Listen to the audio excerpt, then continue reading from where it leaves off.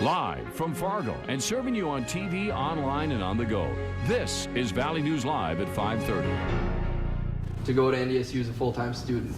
And that means over 4 years I'm paying almost $5,000. It'll be getting a little more expensive to be an NDSU student, but you won't have to shell out as much as we first thought. Thanks for joining us tonight. Today, the Student Fee Advisory Board voted down some fees, but it upheld them in other areas. Valley News Team's Bradford Eric explains. Two options were approved to increase funding for student health services, the North Dakota Student Association and the Aquatic Center addition to the Wellness Center. Axed from the proposal? The student activity fee increase proposal was cut. All components of it, there's a couple different entities, so that one's a little bit different. But that one was cut from the proposal, or from the process to continuing, and then the technology fee was also cut. The technology fee increase was wanted to make student worker jobs competitive with private ones. The student activity fee funds the Memorial Union, various entertainment for students, intramural sports and clubs, and the athletic department. When you get to the level of Student Fee Advisory Board, it's like, okay, what's a want, what's a need, what's a dire need, really? There were various input meetings held around campus last month for students to get educated about these increases, and one of the more contentious areas centered on the athletic department. The department said they need more funding because travel costs for their teams are rising, but the students countered today by voting it down. In a statement, the athletic department says in part, the decisions were made in the best interest of the student body, and we respect and support that decision. It costs more. They should be able to have that money to be able to take those opportunities. But I don't think we need to, get $2 million for the athletic department. I think this is an education school. It's not so much athletics, so I think we should be focused more on the education side of things. It's important to remember that these increases are still not set in stone. There are a few more steps before approval. Bradford Eric, Valley News Live. The NDSU student government is expecting to publicly publish the two fee plans it approved at Thursday's meeting. Once that happens, we'll bring you the breakdown of those numbers. Northwestern Minnesota is facing a major daycare shortage. In fact, there are absolutely no openings for infant daycare in Polk County, and experts say it's likely a similar situation across the state. Here's how the daycare numbers stack up in Polk County. Providers have space for 1,699 kids. There are 76 openings for kids 3 to 8 years old, but there are 0 openings for kids under 3. One piece of it is you just get burnt out, too. Providers get burnt out. It's a tough business. It's a very hard business. Caring for somebody else's children, 10 hours a day. It is hard. It is hard work. It all means there's big opportunity if you're interested in the daycare business.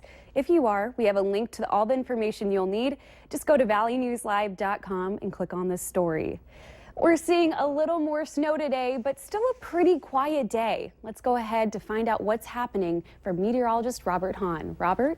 Yeah, most of that snow has gone by the wayside. A brief break in the action snow-wise as we head through the overnight hours tonight, but look for more snow as we start off your Friday. But right now, it is relatively quiet. Temperature is pretty typical for this time of year. In fact, some areas a little bit above the normal for this time of year. 16 right now in Roseau, Bemidji, and Thief River Falls. It's 23 here in the Fargo-Moorhead area, 27 down in Oaks. Winds, not much of a wind out there, but it is enough to take the edge off of those temperatures. Wind chills as cold as 5 in Bemidji, 8 in Wadena, and a 9 in Grand Forks. Starting to see those clouds break on up, but more clouds roll in during the overnight hours ahead of the next system that will give us another chance of snow as we head through the, especially the first half of your Friday. Where right now, the flurries that we saw for much of the day, most of those have dissipated. As we head through the rest of the evening hours here in Fargo, can't rule out an isolated flurry around 7 o'clock, but we'll continue to see those clouds break on up, but increasing once again as we head through the overnight hours, dipping down into the teens by the 9 o'clock hour.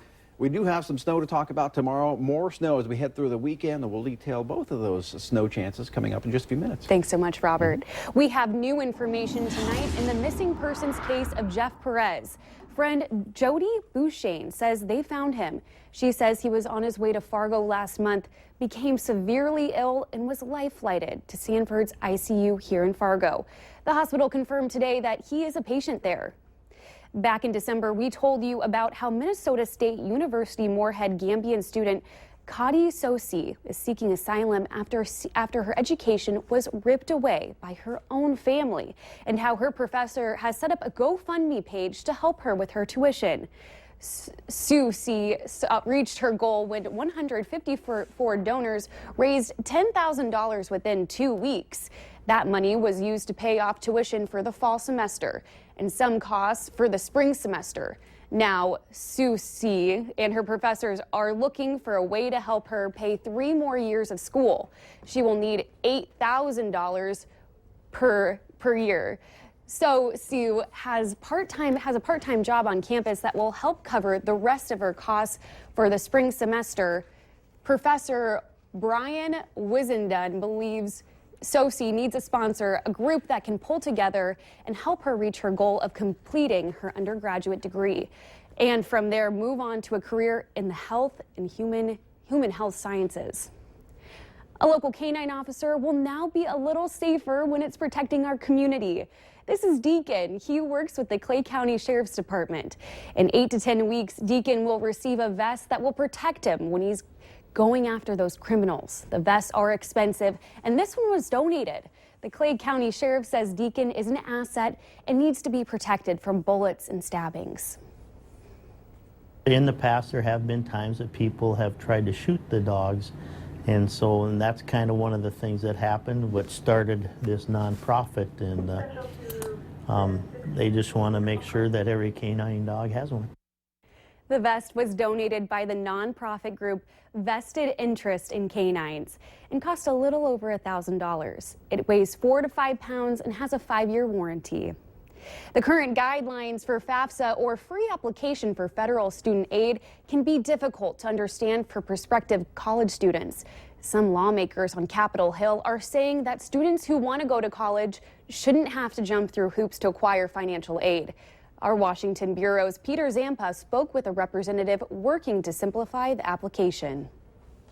The bill would make it easier for prospective college students to get their hands on the information they need to fill out the financial aid form. Congressman Joe Heck thinks that current requirements scare some students away. They're ready for college and they want to go on to college. They've got to be able to apply and know what resources they're going to have to pay for college early in the planning process. Heck says the fact that the current FAFSA is 10 pages long with 100 questions makes it difficult for students and their families to get through the form. He says this bill will cut through a lot of unnecessary red tape. It includes the sharing of some IRS information that will automatically fill in parts of the application for the student. Another component is the tax information required. Right now, students need the current year's tax report, which can significantly delay the process. This bill allows for students to use the previous year's information. I'm still paying off my student loans. I know how difficult it is to navigate this process, and we don't want that to be a hiccup for some talented high school graduate that's looking to go on to college. Reporting in Washington, I'm Peter Zampa. Now, Heck says he doesn't think a number of the questions currently being asked on FAFSA forms have any impact on determining financial aid. He says he'd like to see those cut out. Today is a special milestone for the students in the Fargo School District as it marks the 100th day of the school year. And for the first graders at Ed Clapp Elementary, the day and the activities came as a bit of a surprise and with a challenge. They all need to become superheroes to battle the evil forces of Dr. Double Digit. And what's a superhero without a cape and mask? They are fighting Dr. Double Digit, who is trying to keep this group from using 3-digit numbers like 100, as in the 100th day of the school year. It's all quite an adventure for these erstwhile superheroes and for their super leader.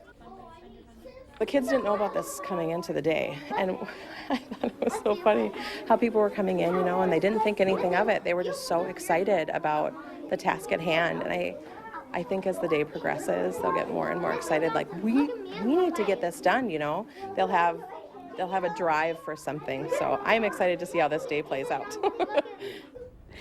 And with 100 days gone, you may be wondering how many are left. By our count, 77. While still working on your New Year's resolution, Valley News Team's Mike Morgan is. He decided that his life was lacking when it came to exercise and diet, so he hooked up with Sanford's Family Wellness in Southwest Fargo and launched into a fitness journey. Tonight at 10, he has the first of 4 Thursday night reports in February. This one will focus on his goals. That's Valley News Live 10 at 10. It's a Valley News Live tradition. Every year before the Super Bowl, our Valley Today crew has a dip-off. This year's dips included pizza dip, Reuben dip, and a bacon double cheeseburger dip. Oh, it's making me hungry. The winner was Kyle Bosch with his beer cheese and bacon dip. We have the recipes to the dips at valleynewslive.com. Just look under the Valley Today tab. A taxi